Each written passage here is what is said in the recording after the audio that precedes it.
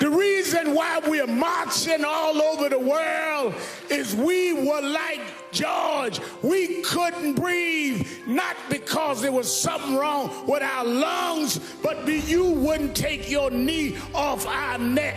We don't want no favors. Just get up off of us, and we can be and do whatever we can be.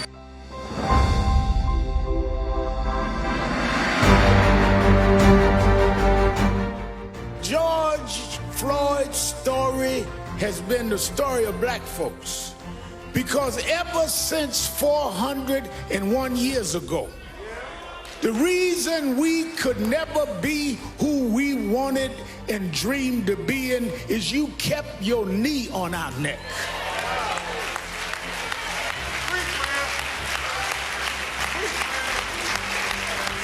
We were smarter than the underfunded schools you put us in, but you had your knee on our neck.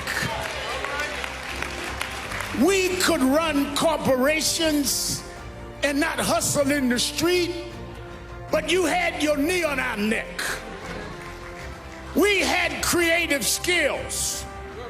We could do whatever anybody else could do, but we couldn't get your knee off our neck. What happened to Floyd happens every day in this country, in education, in health services, and in every area of American life. It's time for us to stand up in George's name and say, get your knee off our necks. Michael Jordan won all of these championships, and you kept digging for mess because you got to put a knee on our neck. White housewives would run home to see a black woman on TV named Oprah Winfrey, and you mess with her because you just can't take your knee off our neck.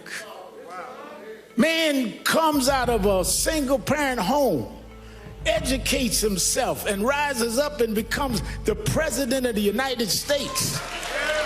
And you ask him for his birth certificate, because you can't take your knee off our neck. The reason why we're marching all over the world is we were like George. We couldn't breathe, not because there was something wrong with our lungs, but you wouldn't take your knee off our neck. We don't want no favors. Just get up off of us, and we can be and do whatever we can be. There have been protests all over the world. Some have looted and done other things. And none of us in this family condones looting or violence. But the thing I want us to be real cognizant of is there's a difference between those calling for peace and those calling for quiet.